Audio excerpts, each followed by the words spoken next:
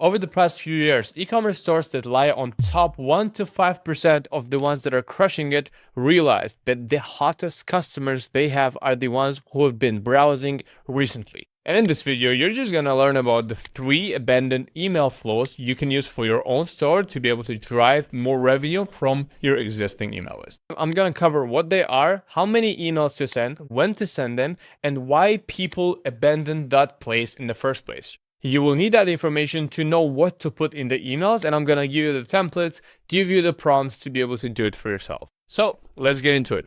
If you want your e-commerce store to lie in that 5% of stores that are absolutely crushing it, you need the browse abandonment flow set up. In this flow, people just viewed your product, they haven't added anything to your cart, and exited. That's where you fire it. And there are 5 biggest reasons people abandon that place. Number 1 is that they're still comparing products, either with yourself or with your competitors. Number 2 is that the price surprised them. They were just shocked by the price and they can't decide and they can't find proof enough to be able to buy it. Number 3 is the page didn't answer the specific objection you handle. And I'm gonna show you how to handle objections without even knowing what kind of objections they have. Number 4 is that they don't trust you yet. They simply don't trust you. They might not know your brand enough yet to buy from you. And number 5 is the page did not make them want it. So you don't have enough videos, you don't have enough images inside the page, and that's completely fine because we have their email, so we can blast them with all of those things next. So as I mentioned, the browse abandonment is mainly a page problem, but email makes up for it, which I'm going to show you right now. So email 1 goes at 1 hour. So within 1 hour after they've exited the website, and here you handle the biggest objection they have, right? So you just simply put one objection. You don't open with just a soft reminder or anything like that. You simply go ahead and reframe what they're already buying. So not necessarily to talk about more about the product itself, but about the mechanics, about the pricing, about why they pay for it. In that email, you also compare it to other alternatives they can buy. You make a comparison table and you list your own benefits. And finally, you finish up the email by listing some of the other variation of the same product. It's not an alternative. It simply could be a different color, different size of the same item, and so on. And so if you take a look at the example over here, right? This is for tissues and it says $40 for tissues. I mean, people have these objections because they will see a price and obviously that's ridiculous, right? But they're missing something. It's because you're not buying the tissues. You're buying the thing that holds them. So essentially, they buy this thing and the tissues for $40, but the actual restack of the paper towels will be $15 only. That's the main objection that people are missing because they immediately see the price and they're not educated enough, which we're tackling here. Again, we're not saying more about the product. We're not saying how great tissues are. We're just explaining the mechanics, why they pay for it in the first place. Then we show that comparison that I told you about, right? Simply why this is better than other tissues that are out there. And we clearly lose for some of them. We say, hey, per use, you'll pay more for this, but you also get all of these things right here. And then obviously, we end up by just giving them other options. So you can say, hey, pick the one you would leave out. So espresso, smoked so, love bite, fan daddy, like these different colors for the same thing. Again, not an alternative, just a different variation. And obviously, we end up with a CTA saying CiviKit. After this specific email, you can send up to 2 more emails. I'm going to explain how to do that. One of the emails is an optional one, and the optional one is the educational one. You might send an email educating them, or maybe a founder-led message, simply saying why they built this specific product for this specific audience, right? Very simple. The last email always, whether you do 2 email sequence or 3 email sequence, should be a slight small offer. So a discount, a guarantee, anything like that, right? And so the psychology here is more so just make them curious and not really pressure them because they haven't bought anything yet. And, you can't really fake the urgency really early in the sale. They have more journey to go through. And so here's the example email for the second email or the last email, right? 15% off the bulkhead. Code this ends expiry, right? It's very important to put an end date into that one. But again, make them curious more so. Don't really ram it up through the entire email. And here you say, the only one you keep coming back to is the one that sits in the nightstand at 3 in the morning, which is exactly where a cardboard box is at its worst, right? Really, really solid copyrights in here. And the button says Square 15% off. Then you go into this section when it says a box you do not have to hide. So again, one more objection that is being handled over here. And again, comparison box right here once more time. Then you remind them of the first email. Maybe they didn't even see the first email. So you remind of that objection that previously was handled. And then again, you finish up by having a nice CTA to be able to actually click on it and be redirected directly to bug. Subject lines. Yes, subject line in these specific emails should be very simple. It should include your product name dynamically and simply question about product name, something like that. It shouldn't be something like you left this behind because they haven't really chosen that and added that to the cart. We'll save that one for the next one. Next one on the line is cart abandonment flows. Here, they've added the item to the cart. They haven't checked out. They haven't just browsed. They've added it and they've exited the website. That's where you fire it. Here are the 5 biggest reasons this happens. Number 1, they got distracted. Like this is the main place where they get distracted by other things and they exit. Number 2, they're using the cart as a wish list, right? So they just, maybe I'll get it someday. Number 3, they added it to see the shipping cost, right? So sometimes they do it just to see what other miscellaneous costs you have. Number 4, the money is not there this week, right? So they might add it and as a reminder for themselves to come back and buy. And that's exactly where I'm going to cover what kind of discounts you should use and what emails. They have second thoughts about which one to buy. So it's not necessarily comparing you to competitors. It's mostly comparing you to you, just between the products. And sometimes they end up buying nothing if they think too much.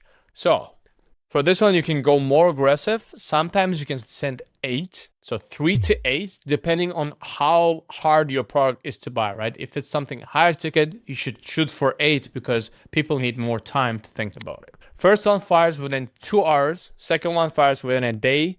Then the third fires within 1 to 2 days, 1 to 2 days after, right? So every other day, you need to fire them out. The first email here should be a reminder. Hey, you've left something on your cart. Get and grab it, and then you might include some testimonials below that. Let me show you. As you can see, we start by saying, we saved your basket, complete my order. And there's nothing below. This is simply that simple because they have, because the first reason why they're abandoned is because they got distracted. But then you still show the product and then you show one more time, okay, how much it costs, what it counts, how it names, and so on. Then again, you show the reviews, you show the testimonials, you show how it's built, and that's about it. That's as short as it gets.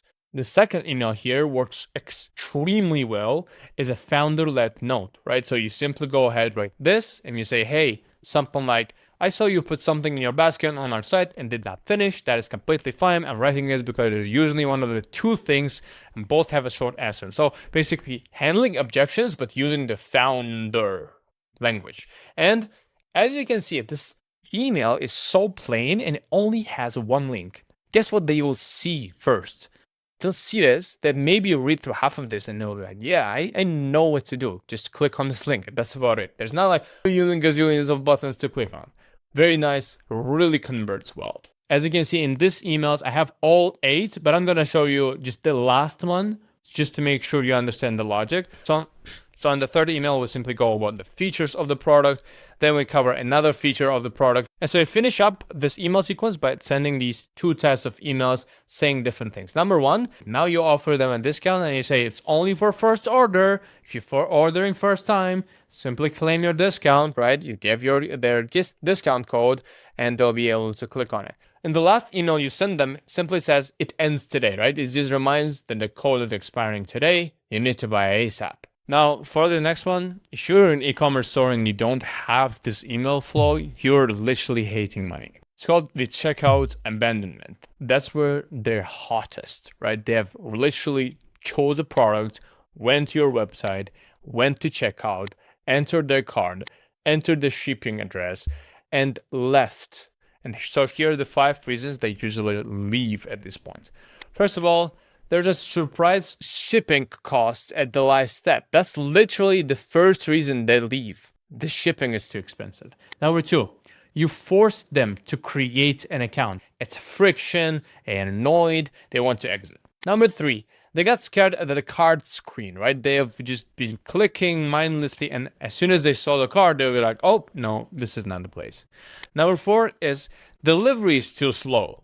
It also happens. This is literally the fourth reason they cancel, because they see that it arrives within a week, and they're like, I need it tomorrow.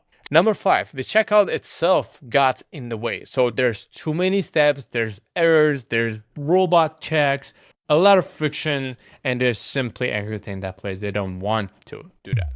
And so for flows, you send them 4 emails. Number 1, you send them within 45 minutes as they exit. You simply phrase it as a reminder. So your thing is saved. Here it is. Nothing was shipped yet, so you can still ship it. Like, that's how you phrase it. I'm going to show you how it looks. As you can see in this email, it says your wall is waiting. It's still waiting, return to checkout.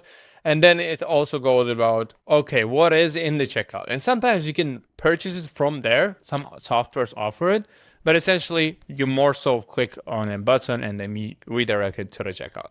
It also goes about what will happen. So what will happen after they sign up? 3 things that makes you first try the only try. It also a little bit goes over the mechanics of your offer. If you have an offer, for example, this business had an offer, so they just simply went over it. And then you remind them one more time with a CTA button. Number 2 email goes for plain text, founder-led email, and it names the real objections. It's very similar to the last one we saw with the abandoned cart email, right? So in this case, we phrase it like this. Hey, I saw this, and there are 2 reasons people don't buy it. It's the size or the color. And again, one more time, there are a couple of links to be able to click, and the founder name clearly there. Email number 3 should be the offer. So you simply mention the offer, nothing too crazy, very similar to the abandoned card, and you'll be able to buy. You also mention some testimonials so they can reassure themselves. And number 4 is a reminder about the offer as a last call, still on the wall in your head. Your saved design and the offer are both good until the deadline, and give them the deadline, give them the offer, give them the code, and they'll be able to buy. And so a couple of things you need to make sure you note. Number 1, their body already listened to them, right? They were checking, they were clicking, they went to checkout. So it doesn't really make sense to push and push here. You just need to remove the barrier, if that makes sense. They don't really push. Their fear of this card, of this checkout is real. You don't really need to use the sales language, but you more for use kind of safety language, right? Be more safe with the language and not be like bold and pushy and salesy in your emails. And you saw the emails that I showed you as an example. If you want to learn how to build these completely free right now, you can join my Skool community. The second link in the description. Right now it's free. I'm not sure. It's August 4th. So maybe in the future it's going to be paid. And if you see it, if it's free, join. You'll get it for free forever. There are a ton of resources out there and how the templates, and the prompts, and everything you need to know about email marketing for e-commerce brands. You also get a network of fellow e-commerce brands who are actively networking with each other, talking with each other, sharing insights, and sharing good info with their peers. And so yeah, join right now. And if you're an e-commerce brand, you want me to handle your emails, that's the first link in the description. You can book a call. Other than that, subscribe to the channel and talk to you soon.